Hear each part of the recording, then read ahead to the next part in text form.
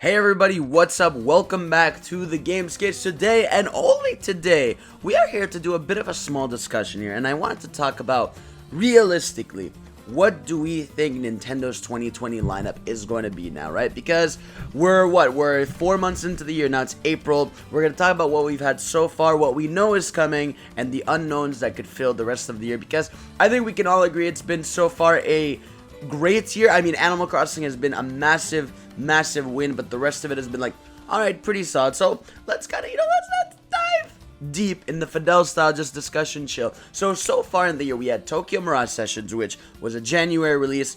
It was chill for people that like that. I tried it. I wasn't a big fan of it, so I kind of dropped it, but that's not my thing. Then we had the Fire Emblem, then we had Pokemon announced, right? Pokemon had a direct, we had we had new DLC announced and shit.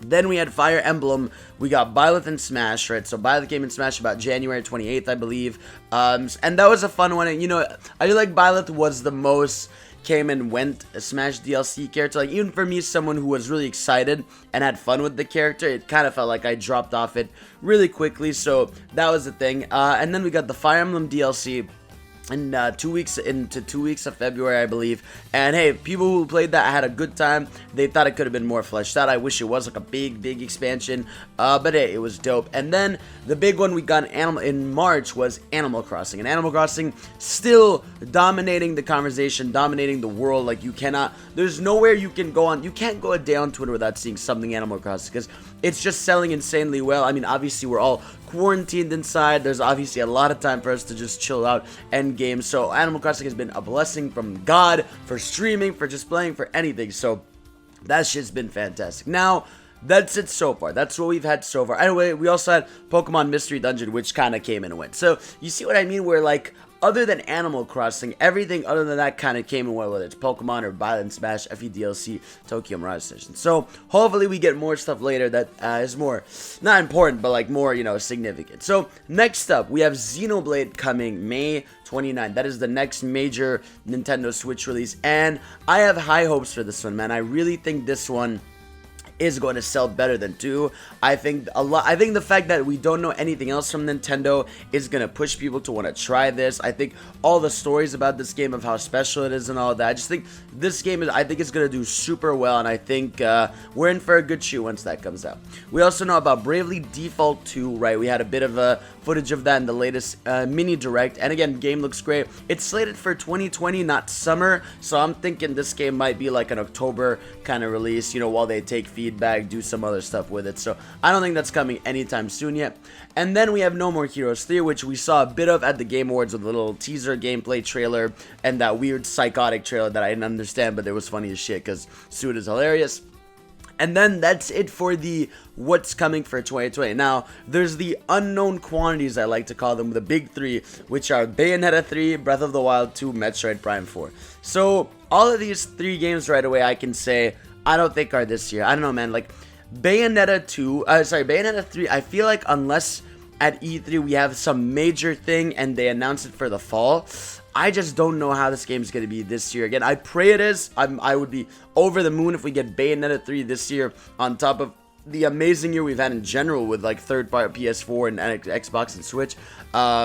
So it's like I really do hope Bayonetta 3 is this year, and if anything, it's the most likely, because Metroid Prime 4 is not happening this year, and I don't think Breath of the Wild 2 is this year. Like, the fact that we don't even know yet if Breath of the Wild 2 is slated for 2020 tells me it's not this year, because usually we at least know that Nintendo has that game in mind for this year, you know what I mean? Like, I feel like even if we didn't have details, we would know by now if Breath of the Wild was a 2020 game. So I don't think it's 2020. I think maybe it could take the March spot that the original game took, but who knows about that. Now, let's talk about speculating. What realistically, right? So we've had our mini directs, we've had a bunch of directs, and I think it's safe to assume that June is the next time we're going to have another conversation with Nintendo about the rest of the lineup of the year, because everything in that mini direct said everything from basically now to June. And obviously we're getting an ARMS character in Smash, so Smash DLC will continue there. Now, let's dive deep into it. So, first of all, the big fall game. What is the big fall game going to be? Now, ladies and gentlemen, I think this is going to be a unique situation where the Mario thing is real. I think the big fall game is the Super Mario 3D All-Stars Collection, whatever the hell that's going to be called. I think that is enough of a big name, even if they're just remasters, depends how much work they're putting into them.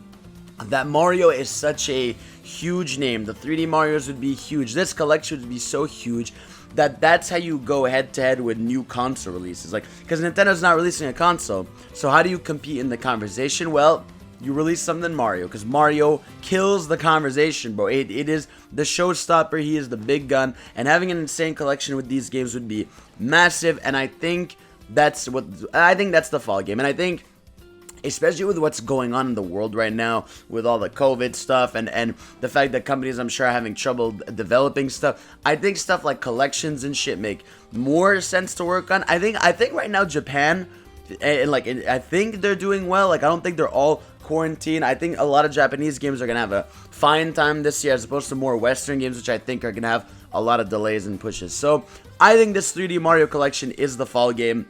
I think Super Mario 3D World Deluxe will either be an August thing or a September thing, if that's something, or maybe January. You know how they've always had a Wii U port in January? I hope it's this year. I pray maybe it's a December thing, but yeah, so we're gonna get that. And then the Paper Mario, that's long been rumored. I think that's happening too.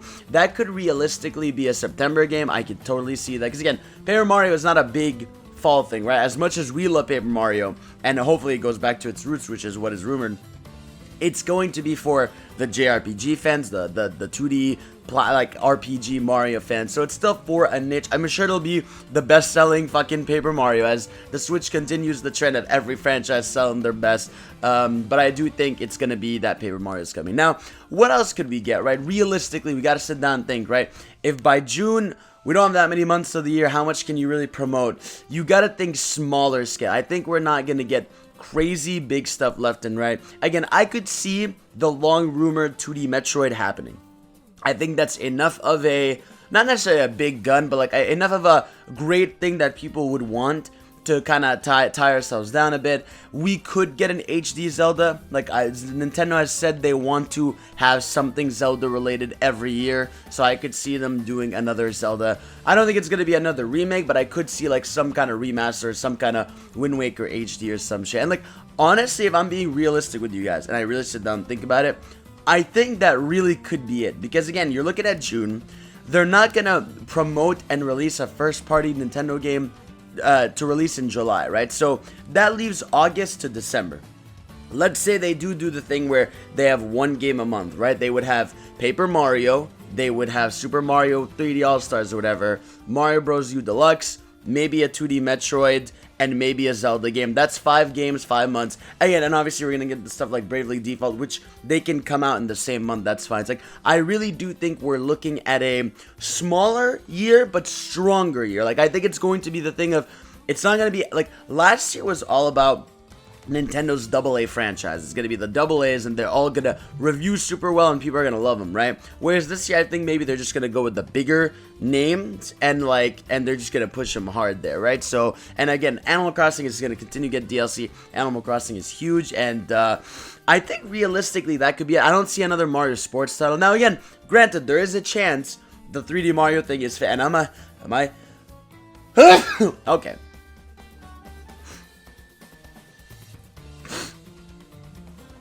Now, granted, there is a chance the 3D Mario thing is not like a lie, but like a rumor, and we get something else. Maybe we do get a Mario Kart in the fall, right? I think this year, no matter what, is going to be dominated by Mario. It's the 35th anniversary. I think this year we're also going to see a lot of ports, whether it's third-party, all this stuff, because this shit's probably easier to do given the circumstances of society right now.